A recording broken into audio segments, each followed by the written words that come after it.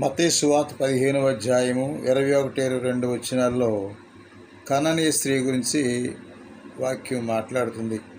తూరు సిద్ధోను ప్రాంతంలో ఉన్న కనానీయ స్త్రీ యేసు ప్రభు వెళుతున్న సమయంలో ఆ ప్రభు వెనుకనే వెంబడిస్తుంది. అయ్యా, నా కుమార్తెకి దయ్యం పెట్టింది, నీవు బాగు చేయి అంటూ సవినయంగా ఆమె ప్రభుకి మొరపెడుతుంది. ప్రభు, దావీదు కుమారా, నా పైన దయ చూపించు, నా కుమార్తె దయ్యం పెట్టి చాలా బాధపడుతుంది ప్రభువా, నీవు బాగు చేస్తావని నిన్ను అడుగుతున్నానంటూ పదే పదే అడగ్గా, ప్రభు, నీ విశ్వాసం గొప్పది, ఈ క్షణంలో నీ కుమార్తె బాగుపడుద్దని ప్రభు దయ చూపించాడు. అలాగే ఈనాడు ప్రభుని ఆయన ప్రేమను పొందటానికి పదే ఆ ప్రభుని అడగవలసిందే.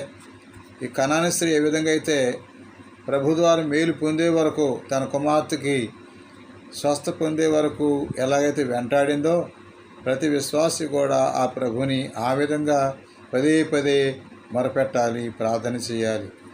దేవుడు కరుణామయుడు, ప్రేమమూర్తి.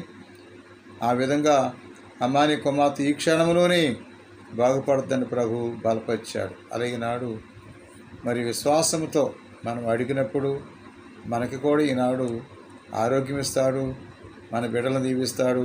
నీవేదైతే ప్రార్థనలో పదే అడుగుతావో ప్రభు తప్పనిసరిగా సహాయపడతాడు. అటువంటి విశ్వాసం, అటువంటి నమ్మకాన్ని దయచేయమని ఆ ప్రభుని మనసారి వేడుకుందాం. నిత్యం మీ కొరకు ప్రార్థించే దైవజనుడు. God bless you.